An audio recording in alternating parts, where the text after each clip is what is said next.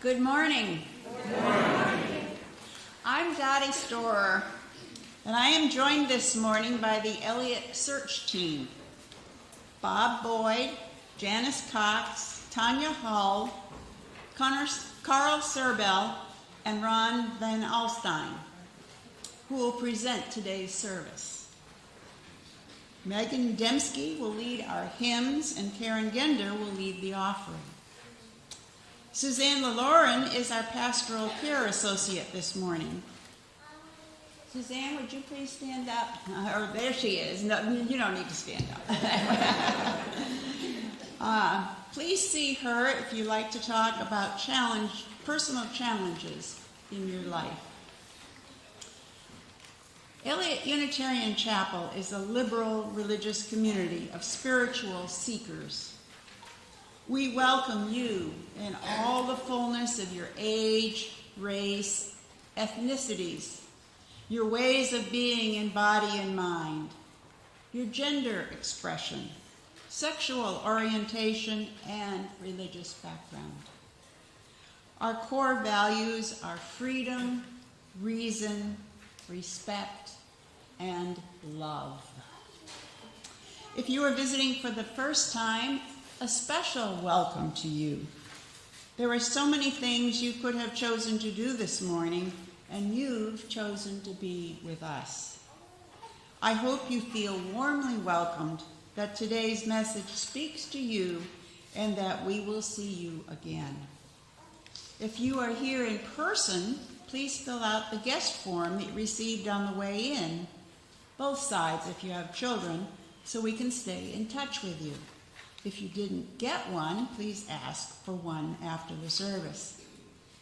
If you're visiting online, let us know you're here by emailing welcome@eliotchapel.org so that we can personally welcome you to this beloved community. We hope you will join us for coffee hour in Adams Hall after the service. Come forward and to the right. Follow the crowd to the left after that. If you're new here, we invite you to take a blue cup. And if you're not new, we ask you to look for folks with blue cups and say hello. In our UU tradition, we begin all gatherings that are important with a chalice lighting. Our reading this morning is from Reverend Michelle Collins.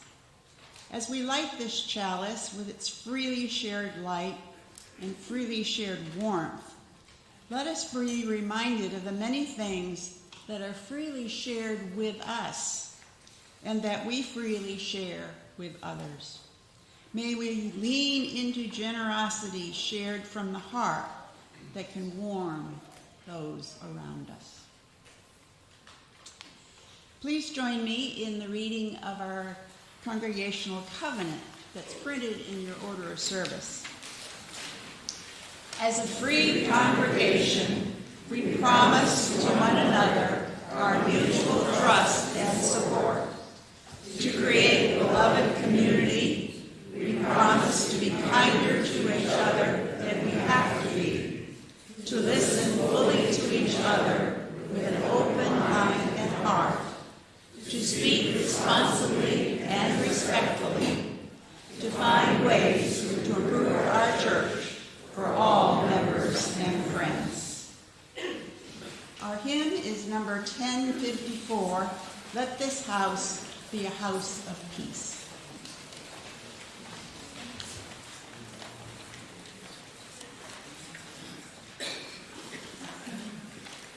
Are we standing? Yes.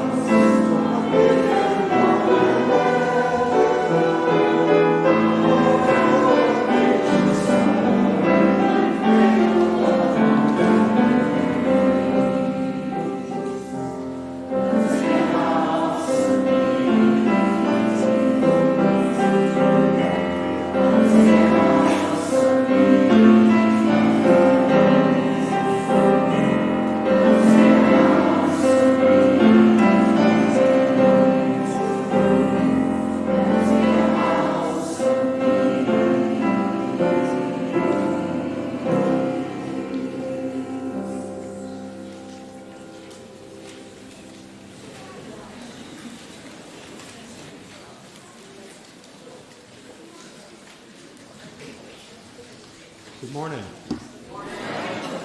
I'm Carl Serbell, and this is the Time for All Ages, and I'm joined by Tanya Hull and Bob Boyd, who will read the story with us. Once there was, it's called The Fox and the Lion. It's a Sufi tale that we're retelling in English. Once there was a woman who prayed to understand what path she should take in life. The woman will be spoken by Tanya, and Bob will be the spirit of life in this story. Spirit of life, please give me guidance on what path I should take in life. Be patient. You will find the right path soon. One night, after praying, she dreamed of walking in the forest. And the next day, she went into the forest, searching for the answer to her prayers. It is so quiet and peaceful here. But what is that? That patch of red fur in the shade of that big tree. Oh my, that's a fox. What's wrong with it? Watch carefully now and learn. The fox was injured, and the woman started toward him. But then out came a lion with a fish in its mouth. The woman was frightened, and so she hid herself and watched as the lion laid the fish near the fox, turned around, and left the way it came.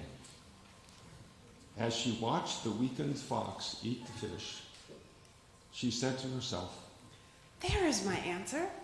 The spirit of life who takes care of the fox will also take care of me. I don't have to do anything. I'll be taken care of if I just have faith.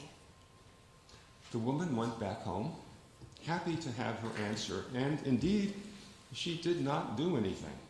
She did not go to work. She did not feed herself.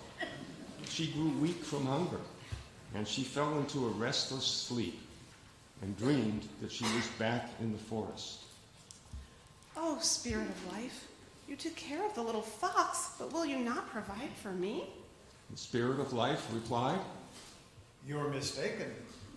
I don't want you to be the fox. I want you to be the lion. Now we'll sing our children to their classes.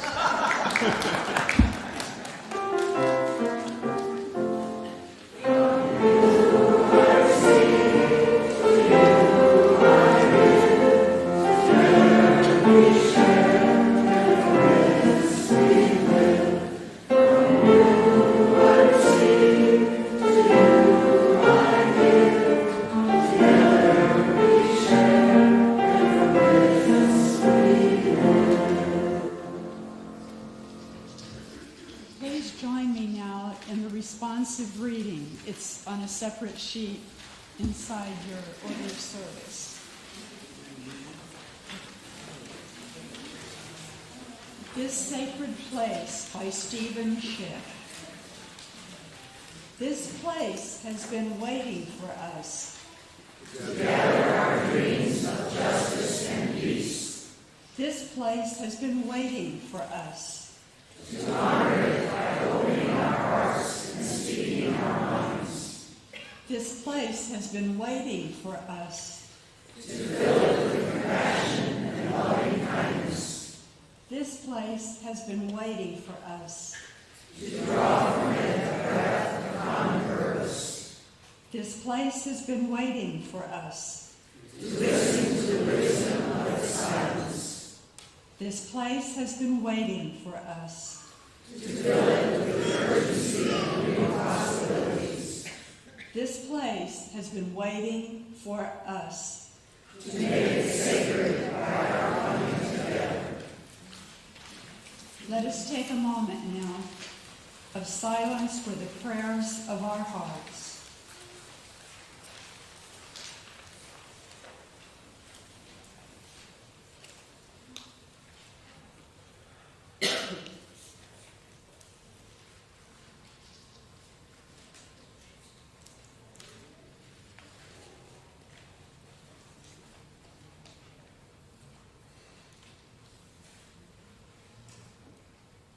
Let us lift up the names of those we would hold in prayer.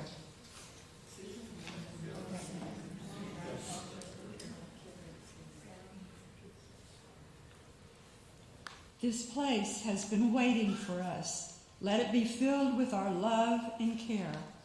Amen, and blessed be. Please remain seated now for the meditative hymn number 1059.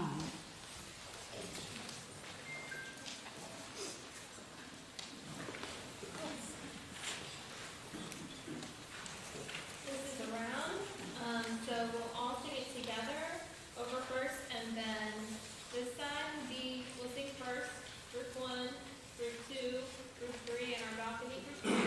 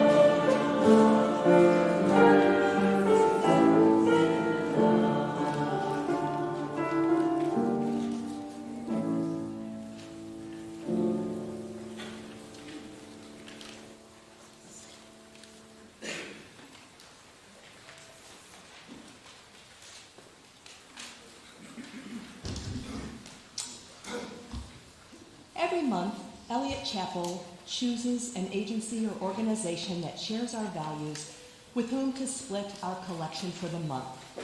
This month, it is Kirkcare. Kirkcare is the food pantry and utility assistant agency that services all of the Kirkwood area school district attendance area. It was started in 1982 by the Kirkwood Ministerial Alliance as a way to streamline people who needed food in the Kirkwood area.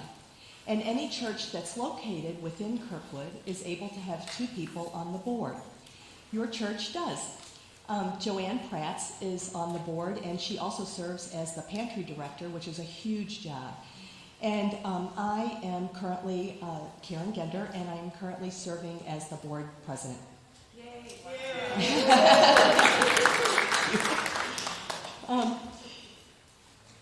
So since 1982, Kirkcare has had a delivery model where we have delivered non-perishables along with a food voucher for fresh meat, dairy, and produce to a grocery store. It had been Shop and Save. They went out of business, and now it's Schnucks. So that has been our model. And then we also do utility assistance for those who are facing a shut-off. And it's kind of funny because in Kirkwood we have some people that are on Ameren Electric, some on Kirkwood Electric, some are on American Water, some are on Kirkwood Water, and Spire. So we deal with 5 different utility companies in this little bitty town. And we average about $2,200 a month in utility assistance and about $6,200 a month in vouchers, along with all of the non-perishables that we collect, just like we do here at Eliot Chapel outside when you come in from the back. But starting this October, just last month, we began in-person shopping, client choice shopping. And this is kind of the way of food pantries because it allows for more dignity and actually allows for a lot less waste because food is only as good as people are going to eat it. So while we ask people what they like and their preferences, still there's some hit and miss. So this way when they come in, they get to choose exactly what they want.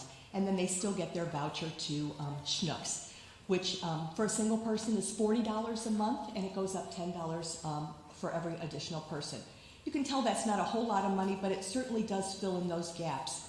And just an interesting thing, about 40% of our clients come from the HUD-assisted housing for older adults that's located in Kirkwood. That's Kirkwood House, Concordia House, and Rose Hill House. So we do a lot of work with those seniors. But Kirk Care also provides in our community a lot of volunteer opportunities. We have people who work in the pantry, people who deliver, people who help our shoppers. And this year we have partnered a lot with St. Louis Area ARC and Wayland Wheels. And we have a lot of adults, young adults, with significant disabilities and their support people that come in and deliver food for us. It gives them a meaningful outing. It's very important for their families that they're out in the community. And having had those houses as places to deliver, they're all accessible, so they can get into them very easily. So it was really a win-win for everyone. I like to say that Kirk Care is very small. We have only one part-time contracted employee. Everybody else is a volunteer.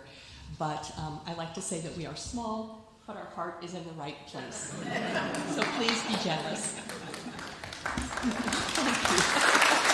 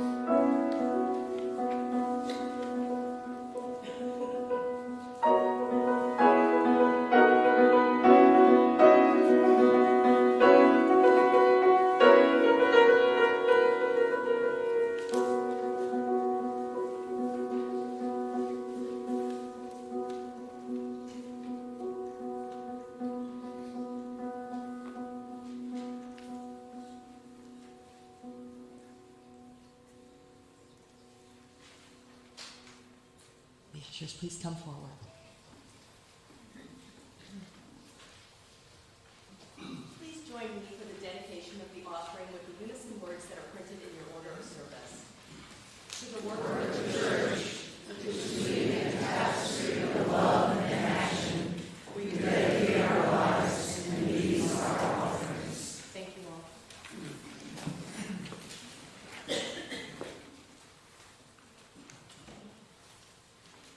Good morning again.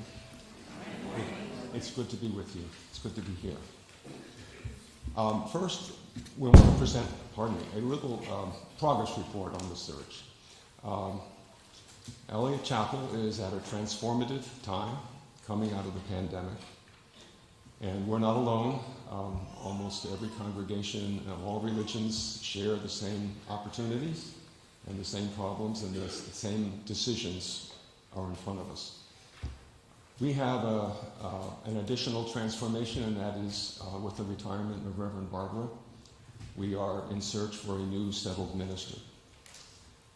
So this is a time for reflection, for taking a good deep look at what is most important, and deciding how we can best go forward in what's most important for us, for each of us, and for Eliot Chapel.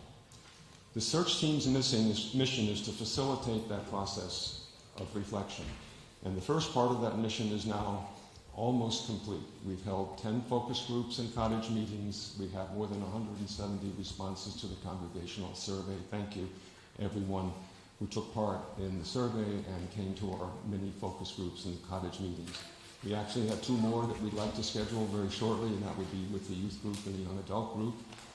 But it's been a wonderful experience to have these meetings, and I know if any of you have shared in the energy and the excitement. What we have asked of you boils down to 3 questions. What do you want to keep the same here? What do you want to change? The second question is, what would you want to see our new minister initiate in the next 3 years, 1 to 3 years? What would mark a successful ministry?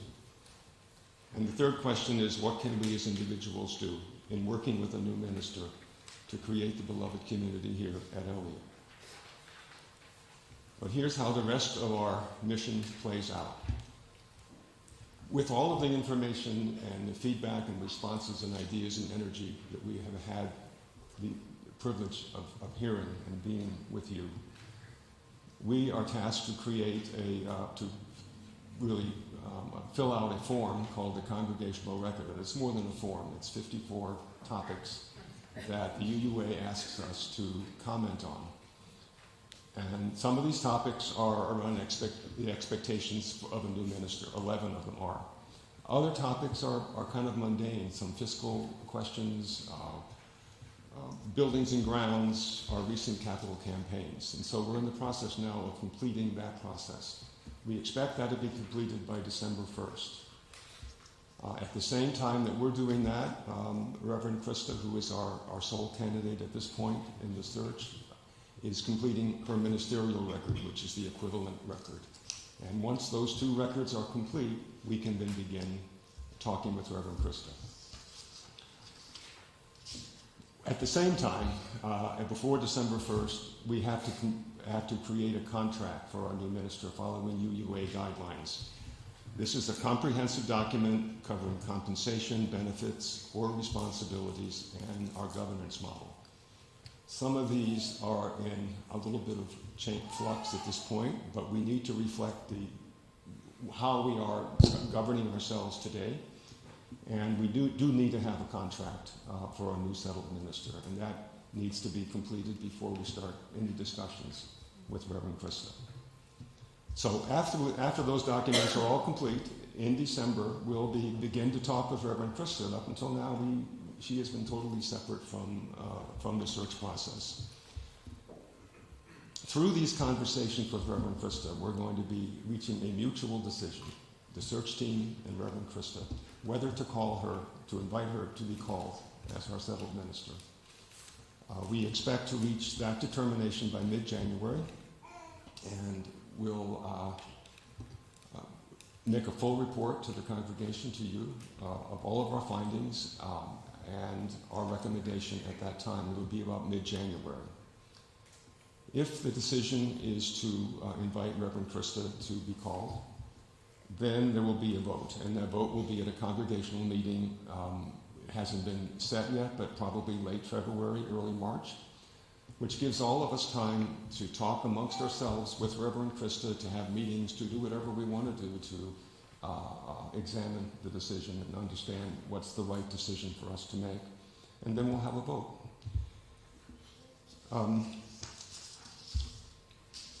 So I hope that this brief description answers most of your questions about the process. But search team members will be here at the end of the service, and please come forward, ask us any questions you would like. We'd love to hear any further questions that you have.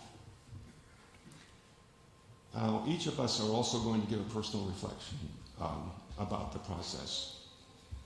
So here's mine. On a personal level, I am dealing with transformation just as all of us do. And going forward in life means that there is transformation. Last year, I took part in the Wellspring program, which was an opportunity to look at the sources of Unitarian Universalism and see how these sources nurture my personal and spiritual growth. And this year, I'm honored to have the opportunity to serve on the search team. In the first place, this has meant a lot of listening in focus groups and cottage meetings in the Congregational Survey, around the campfire at Bergfried, and in virtually every conversation here at Eliot, listening to what is most important to all of us and how we want Eliot Chapel to go forward. And I've been listening to an inner conversation as well. I've been asking myself the same questions that we've been asking of you. What is most important to me at Eliot Chapel? What do I want from our minister? What am I called to contribute?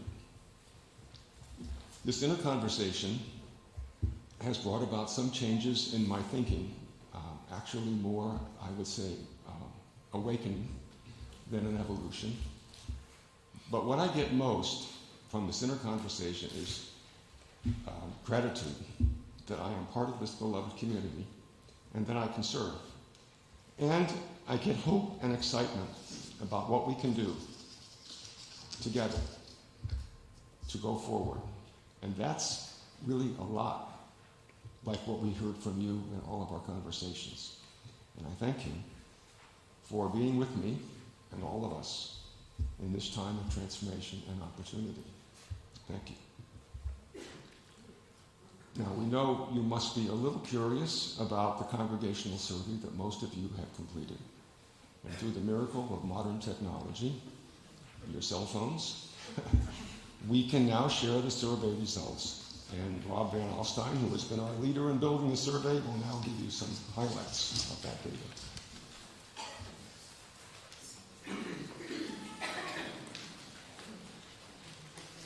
All right, thanks, Carl. So the version of my kind of talk here, I didn't know that everyone was necessarily going to have the actual charts in their hands. So some of my big reveals you may already have seen, but that's okay. It'll still be exciting, hopefully, for everybody. I'm going to tell you a little bit about how the sausage got made and some of the findings. So, in my day job, I would say I've had both the pleasure and the pain of constructing something like 100 consumer surveys over the years. Those have been on topics ranging from interests in electric vehicles to whether brands should take stands on political issues. Spoiler alert, it very much depends on the issue, the answer to that question. But during that time, I would say I've learned a few things that I really tried to apply in my role helping craft the Eliot Congregational Survey, from which I'm going to share some results. So I think the first thing would be that good survey questions force people to make hard choices.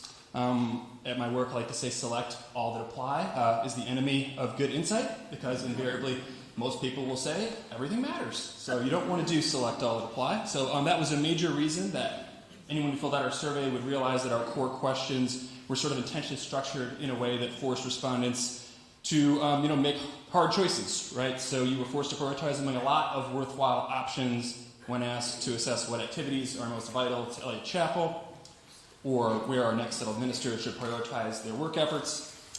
And I would say the other most important thing when I think about a survey is that it's really only as useful as the number of respondents that you have and how representative those respondents are of your target audience.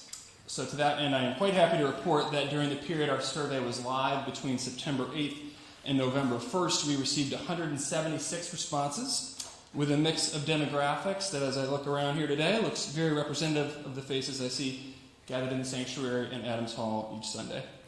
As Carl alluded to, full copies of the survey results in chart form you should be able to access by scanning that QR code in the printed order of service. We also have printed copies here of kind of the key questions that I'm going to be talking about in a second here that I think were printed up for everyone. And we will also, of course, provide a link to digital copies of the survey results the next time we send out a search team newsletter.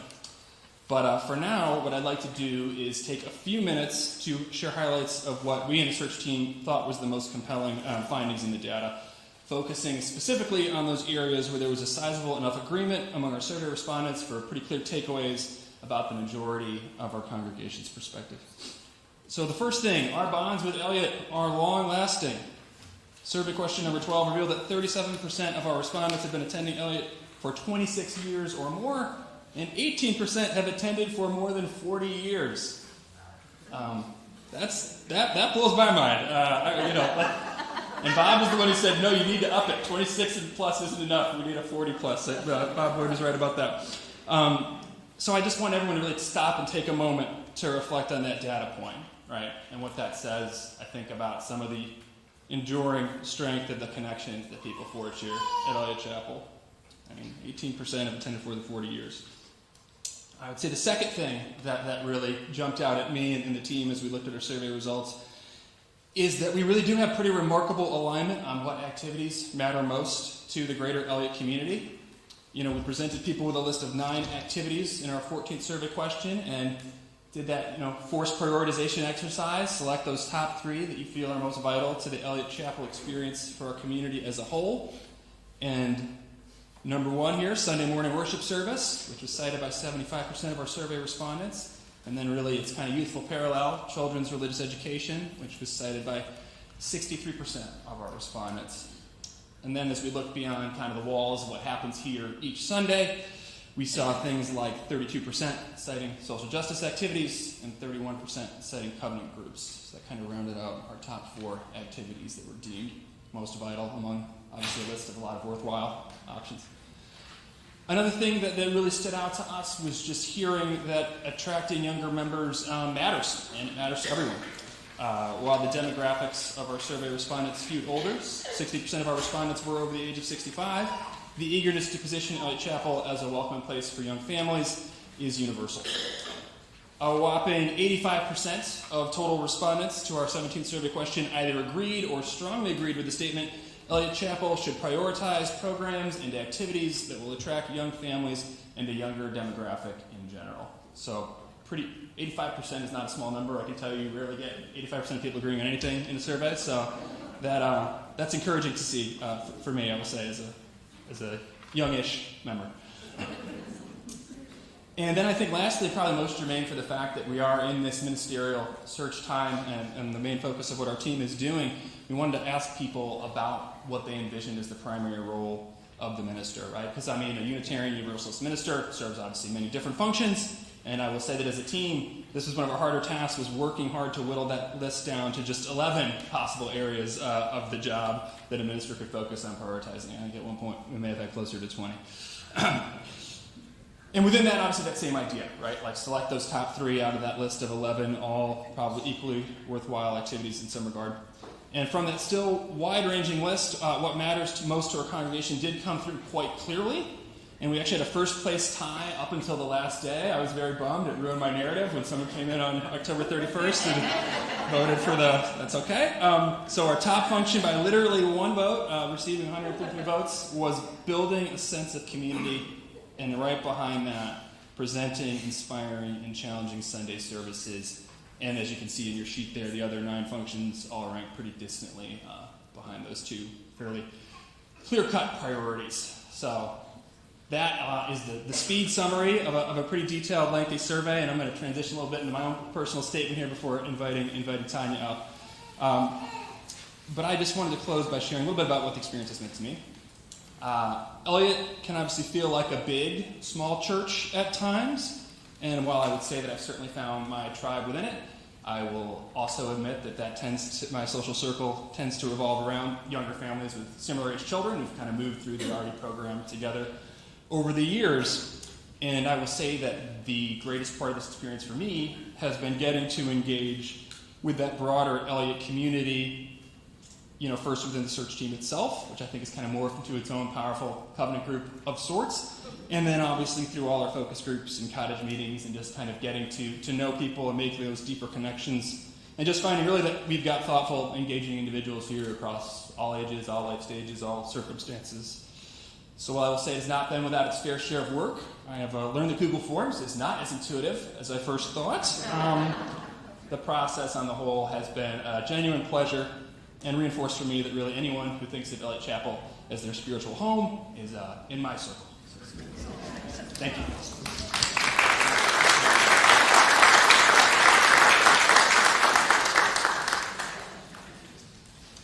Hi, I'm Tanya. On this search team, I'm the new person, the person with the least UU experience. And when I mentioned that to the team, they responded very quickly by telling me that I've been Unitarian Universalist for a long time, whether I knew it or not.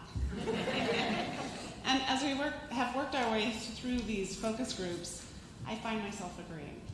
I've been constantly amazed and humbled by the steady stream of joy, ideas, respect, support, and dedication that come from all of you in each of these focus groups. I say the same of my team. They are a wonderful group of dedicated people who want the best for you, for all of you. As we move through this process, I'm really excited about where we are, and I'm excited to see where we're going to be. This search team has asked a lot of you, with focus groups and the survey among the many other things going on here, and you have responded admirably. We are so grateful for your contributions and commitment. We witnessed your dedication to the success of Eliot in the meetings and survey feedback from long-term members, newcomers, and everyone in between. It's truly inspirational. We have the key ingredients for success right here. Thank you very much.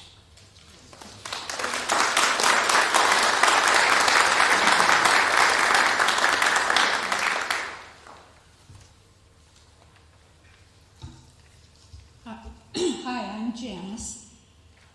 As I read the poem, This Sacred Place, I think of how important and meaningful Eliot truly is for so many of us. When several members of Eliot traveled to Transylvania in 2016, we visited the UU Church of Cluj in Romania, where the birth of our denomination occurred. We saw the rock where it is said that Francis David, the Unitarian founder, stood to give his 1568 proclamation that granted, for the first time ever, religious tolerance and prevented religious persecution. For his beliefs, Francis David was declared a heretic and imprisoned for life. What is it that draws us to UUism and Eliot specifically that gives us meaning? I have read and heard many of your comments of what is important for you here at Eliot during this search process. For me, and why I want to do the work of finding an excellent minister for Eliot is this. I believe we are mostly religious outliers. And it seems to me that you and I need and value religious freedom and tolerance, for which Francis David was deemed an extreme outlier. What we find here at Eliot is a place that, while imperfect, welcomes us all. We have no list of exceptions. You and I, we have our quirks, don't we? You undoubtedly know some of mine, and I know some of yours. But even with our quirks, we are welcome and have a home of faith here. We choose to come here, but we know that throughout history, it hasn't always been a choice. And sadly for many, they are still not welcomed by many religions. On a recent Sunday, we had a guest, Maximus Glamour, who most likely would not be welcomed, let alone allowed to speak at many congregations. But weren't we fortunate to hear Maxie speak their message of working for civil rights and inclusion? Throughout their message, there was never mention of hatred, aggression toward any of the political leaders who want to take away rights and close the door to keep out many of our fellow citizens like Maxie. So it is important to me to support and sustain Eliot so our doors remain open, with a minister who will lead and guide us with knowledge, with wisdom, humor, and especially love, to include every one of us in this beloved place.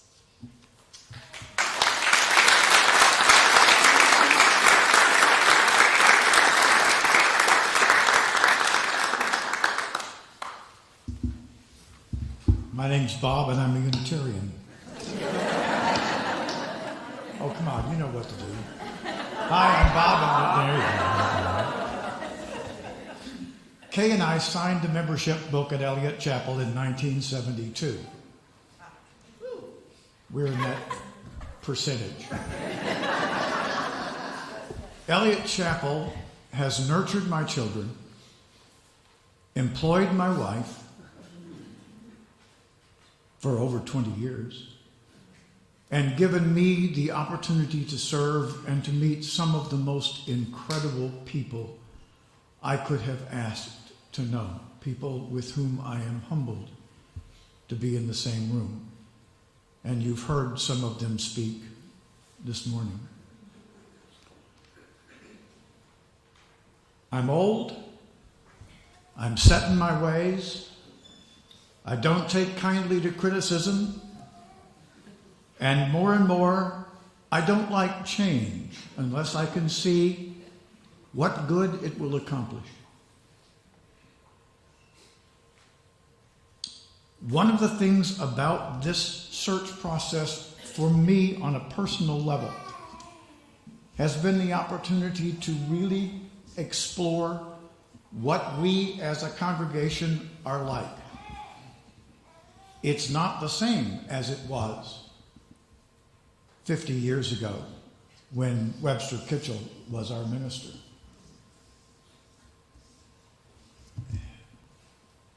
Thought experiment.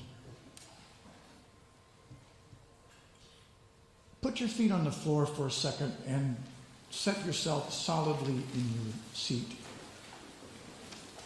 And think about being still. And then think about the reality, which is you are moving about 800 miles an hour that way.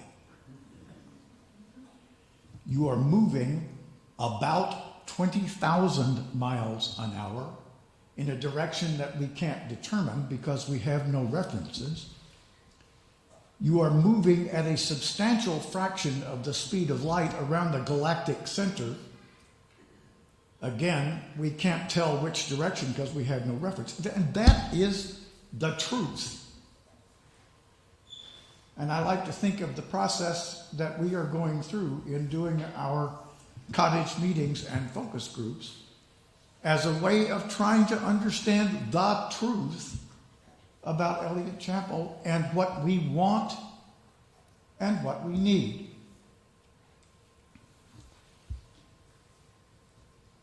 I was 37 when we came here. Kay was 32. Even 20 years ago, when we were in our 60s, change was difficult. That was the transition from John Robinson to Daniel and Bonnie.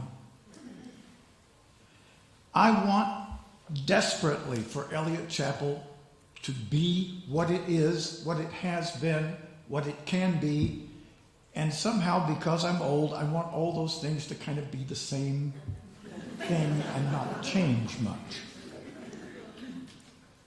But as a member of this search team, it's my intention and my dedication to do everything I can, that we can, to make sure that we have the kind of leadership that can bring us through what has been and continues to be a pretty perilous time for this congregation, and lead us into a future which fully realizes and embodies that ideal that we've spoken of so often, a beloved community. I am heartened beyond my ability to tell you by the focus group meeting we had with parents from the RE program and the extent and energy to which of these young people and the extent to which they are involved in the congregation, because that is the way we have to go. It will not work with crotchety 85-year-old guys doing the work. Thank you.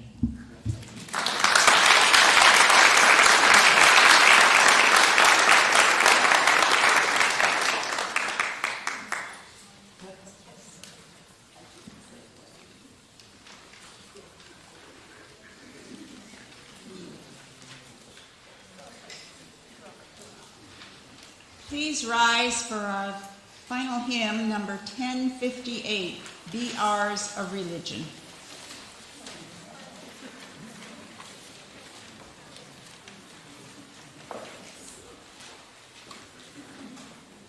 Let's sing this through twice.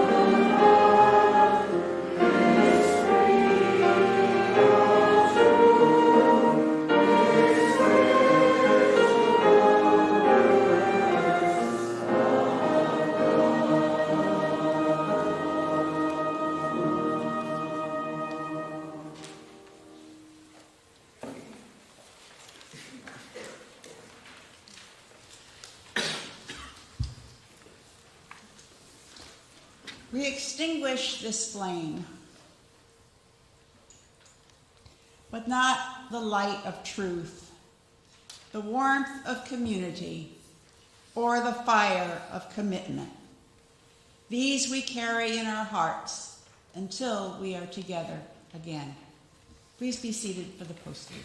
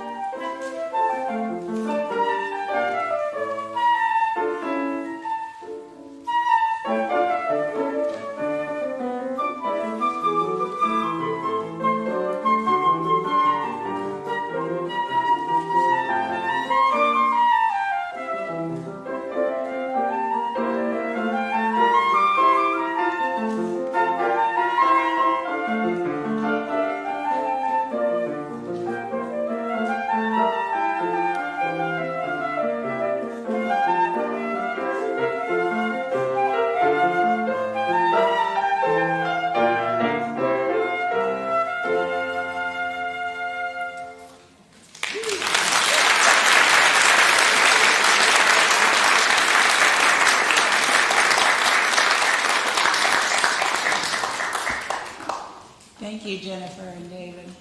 Beautiful. Go in peace.